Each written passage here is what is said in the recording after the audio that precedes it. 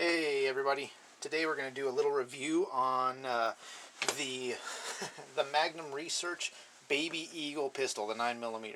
Now I hate that nomenclature, I think it sounds gay, so I went back to calling it its original Israeli nomenclature when I bought it, which is the Jericho 941. Now this was a great gun, I loved this gun. It's a sad day that I got rid of it. So here we have a clear chamber, everything's cool. I will show you some of the things that I really liked about the gun and some of the things that I didn't. So it's got this decock mechanism, okay, and a safety. Now, it's got this external safety and decock mechanism, very Beretta-esque.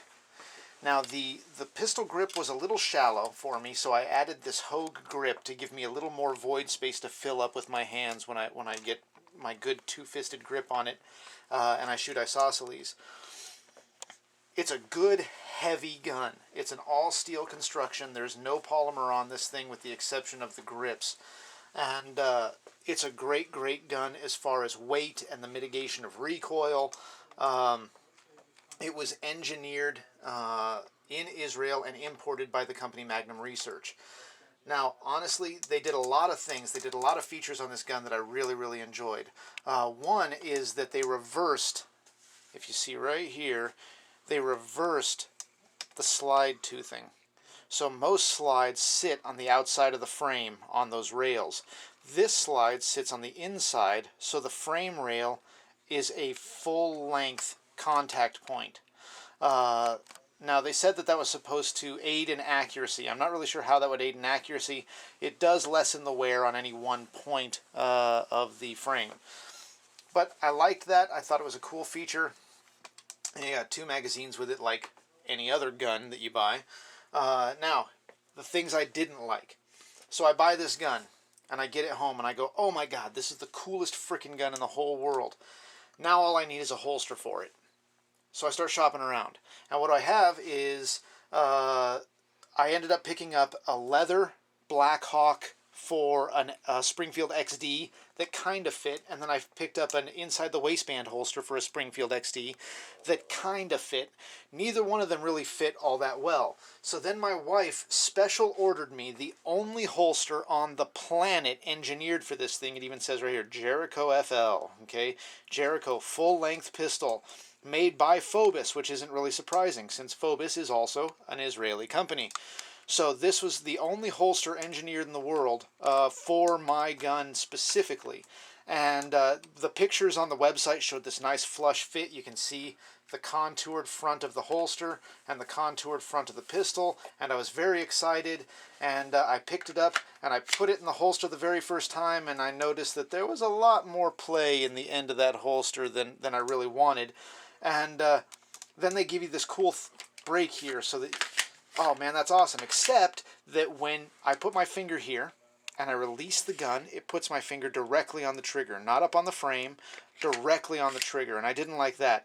The other thing is that if I don't press it, it doesn't have any retention at all, so I'm not even sure why they put it there. So those were things I did not like.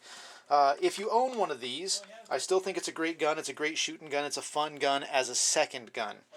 Magazine holder for it is a standard Beretta Phobos holster, Phobos magazine holder, and they fit great. A little snug, but good to go regardless. So I got rid of it because there just wasn't enough aftermarket stuff available for it. I was difficult to find magazines for it. It was difficult to find a holster for it. It was difficult to find a good way to carry it. So I traded this into a Glock 17 and really hadn't considered how heavy this gun was as a carry gun until I put on a gun that wasn't heavy. So as a second gun, or as a fun gun, or even as a competition gun, I think this is a great gun. But as a daily carry gun, I just don't like it. And the other thing that I didn't like about it was that there's no safe way to carry this gun cocked. You are on a hair trigger, and there's no safe way to... There's no trigger safety. There's no drop safety. Everything about this gun says, I am ready to go right now. So you carry it decocked, which makes it safe to carry. Except that this first trigger pull is absolutely atrocious. It's got to be a 12-pound trigger pull. It's long and it's rigid, and it's a terrible trigger pull. Now that double action or that single action trigger pull is outstanding. Now when I clear a malfunction in my gun, I have a tendency to come over the top of my gun and rack back, which always three out of 5 times would inadvertently unsafe my gun as I swept back over it, and I didn't like that either. So I converted to something with no external safeties, no external hammer, consistent trigger pull every single time, and that was pretty much all the reasons why I got out of this gun and into something that was a little more standard. I can find sights for my gun, holsters for my gun, lights for my gun, holsters for my gun with lights, because it's a fairly ubiquitous platform now. So that's my little review. It's my 2 cents on the Jericho 941. Your mileage may vary.